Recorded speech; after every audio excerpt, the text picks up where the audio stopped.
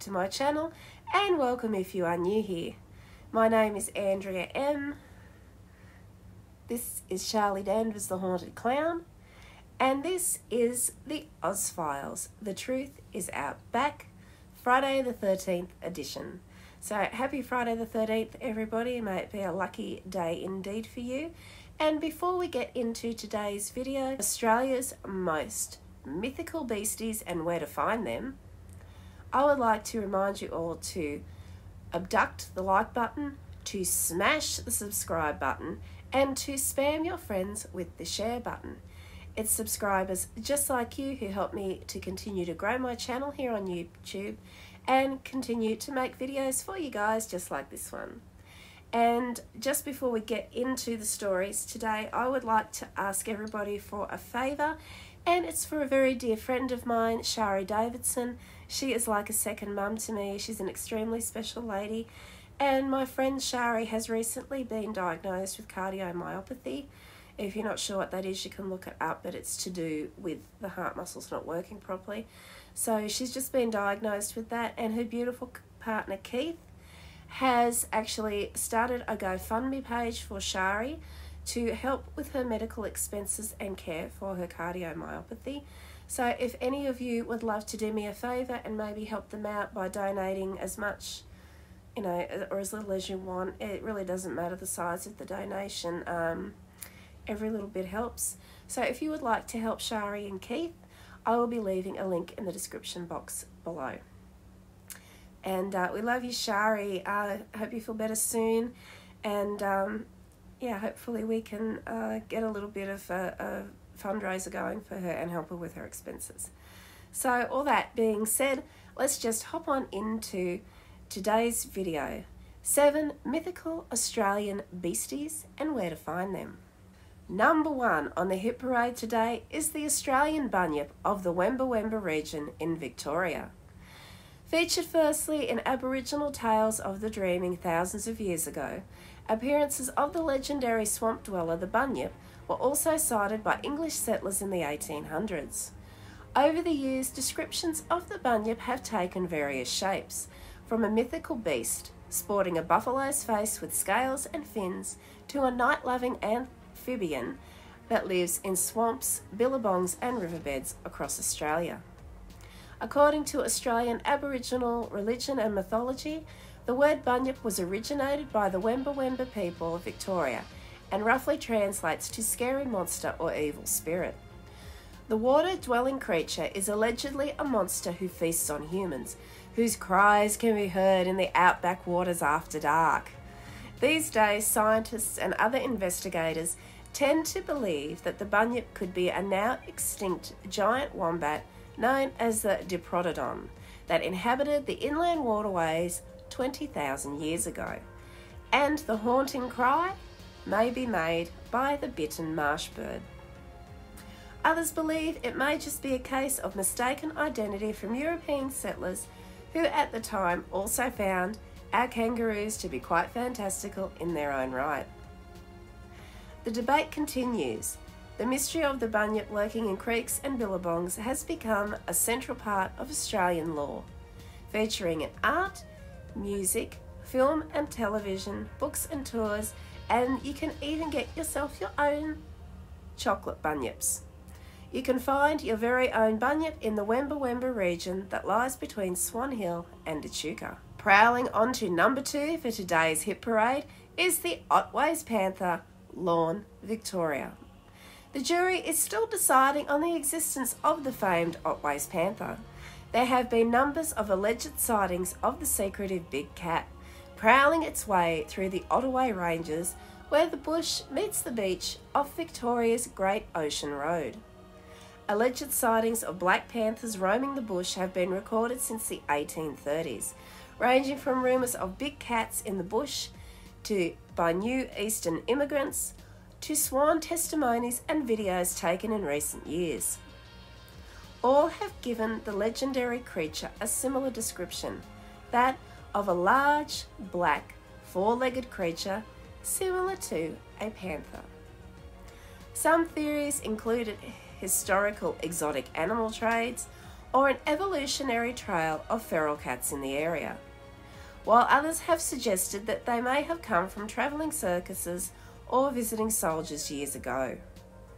Similar sightings have also been reported in other states, including the Blue Mountains in New South Wales, known as the Lithgow panther and the Tarantula tiger, as well as those in the Victorian regions, such as the Grampians puma and the Gippsland phantom cat. Where to find your very own cuddly kitten, Otway's panther, the Great Otways National Park, 3 hours from Apollo Bay in Victoria. There have been many reported signs of the Otway's panther over the years. It still begs the question though, do big cats actually exist in the Australian bush? Take a look for yourself and decide. Number 3, slithering and splashing its way onto the hit parade today, is the Hawkesbury River monster, New South Wales. Extremely large eels, you may have to see it to believe it, but this is exactly what witnesses of the Hawkesbury River monster claim to have seen.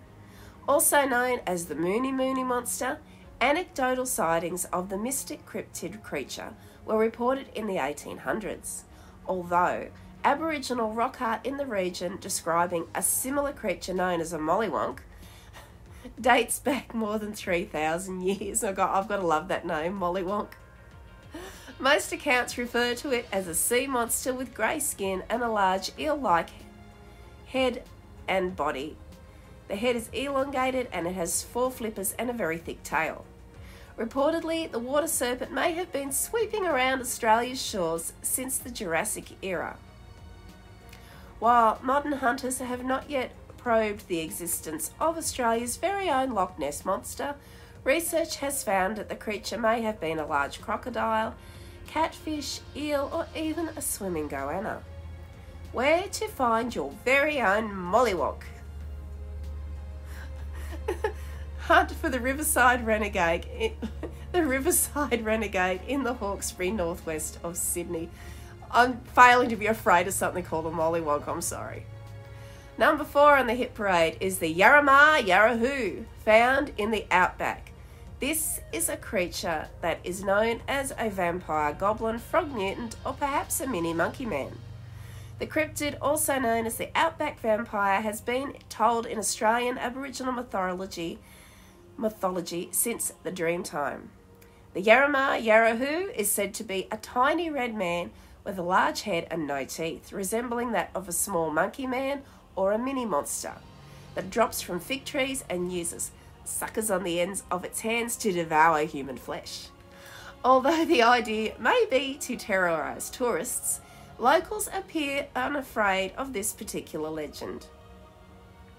While the tale of the outback vampire may have been used as an Australian bush urban legend rather than proven sightings, the mythical creature has been likened to the Southeast Asian tarsier primate, although these are not known to exist in the Australian outback.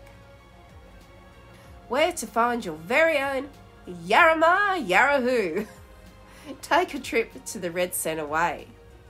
The Yarramah Yarrahoo, who doesn't look exactly either cuddly or friendly, begs the question, would you really want to find one? Number 5 on the hit parade today, sneaking through the Australian bush, is the Yowie, found in New South Wales and Queensland, and he could be considered a little more cuddly.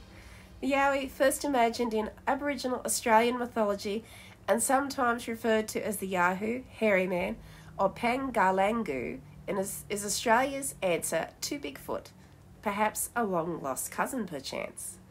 The creature has been sighted in various locations since the 1700s, which all describe the same sort of beast, a cross between a gorilla and a human, an overly tall, muscular man covered in hair like that of an ape.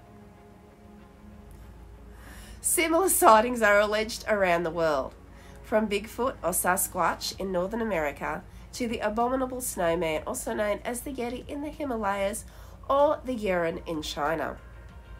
While there have been sworn sightings, and the creature itself even lending its name to confectionery. Yes, you can get chocolate yowies here as well as the chocolate bunyip. And films, dedicated yowie hunters are still on the hunt for definitive proof of the legendary cryptid's existence. The yowie has even been honoured with its very own statue in the state of Queensland, despite no scientific knowledge of the Byron Bay Bigfoot beast. With dedicated sites and tours to record yowie sightings, maybe the legendary hairy man will finally stop being so shy and elusive. Where to find yourself a yowie? Head on a yowie tour from your base in Byron Bay. However, they have been seen right here in the Northern Rivers, at the Bon Bon State Forest, Clarence and Halfway Creek areas. Number 6 is a little more scary. It is known as the Borinjaw, and it stomps its way through the Australian outback. A giant lizard, small dinosaur or feathered reptile. There have been conflicting descriptions of this giant reptilian indigenous cryptid, but documented sightings from the 1950s to the late 1980s describe the creature as walking on 2 legs akin to a 20th century fox Tyrannosaurus rex. Local legend describes Borinjaw, nicknamed by the Aboriginal peoples as Old Three Toes, as a nocturnal reptile that feasts on animals like cattle and kangaroos, leaving monstrous footpaths and missing livestock in its wake. More recent investigations had led to the belief that the lower outback between South Australia and the Northern Territory is home to a giant lizard called the Parenti, which can grow up to 3 metres in length and devour animals as large as goats. In terms of good old three toes, no sightings have been documented in almost 40 years. Has the Borinjaw gone extinct, or did it ever even really exist at all? Or is this just one of the many dinosaurs found lying across the desert sands? Where to find yourself a Borinjaw? The GAN takes you on an exploratory journey from Darwin to Adelaide, and you may bring your own paleontology kit. And the GAN is a train that runs between the 2 towns. And last, but certainly not least by any measure, mine and Charlie's personal favourite, the drop bear, found Australia-wide. Said to only attack foreigners and wayward children on school camping trips, at least according to my 6th grade bus driver, the drop bear is a well-known mythical creature Australia-wide.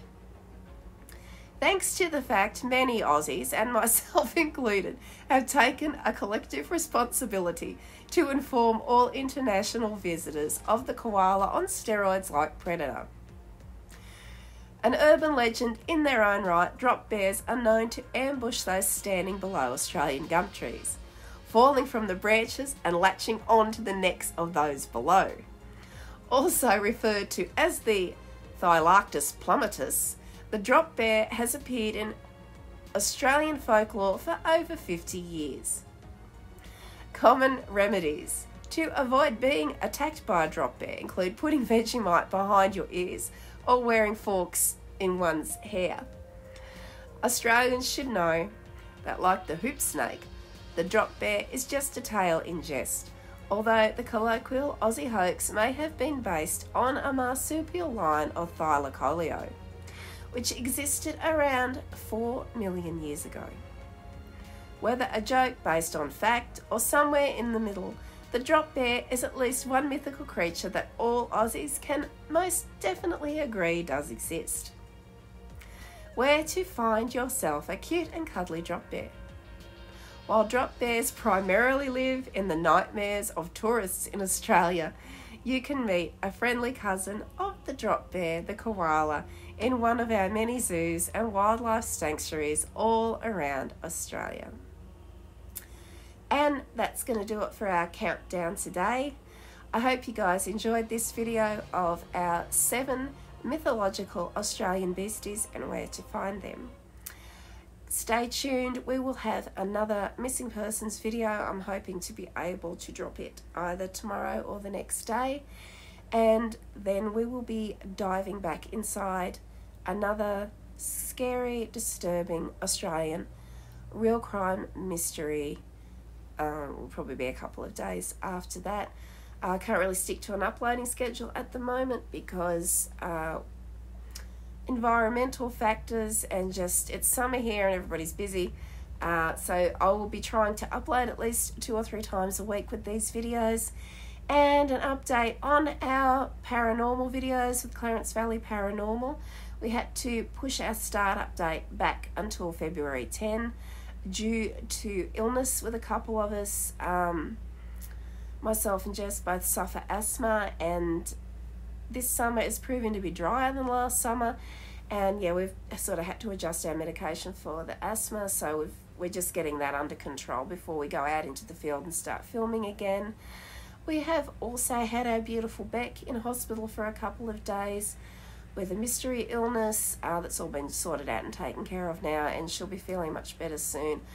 So as you can see, there was the need to sort of push the startup date back a little bit, and also because our school kiddies are on holidays for the summer at the moment, and there's a lot of people away enjoying summer holidays. But we will be back on February 10. We haven't decided on a location yet. The team is still voting, but once I have an update for that, I will definitely let you guys know. So thank you all again so much for watching. Charlie Danvers thanks you all as well and wishes you all a very happy Friday the 13th and a very lucky one. So yep, that's going to do it today, and I will be back with you guys very, very soon. Please don't forget again to like, share and subscribe. And a big shout out to my recent subscribers who have actually subscribed and then told me, hi, I've subscribed, I love your videos. You guys rock. Special shout out for you. It helps creators like me to keep going when we get positive feedback like that. And it is so super appreciated. You guys have no idea. You really do rock. And thank you so much. Okay, that's it for now. Stay safe. Sweet dreams, sleep tight, and I'll see you all again soon. Bye.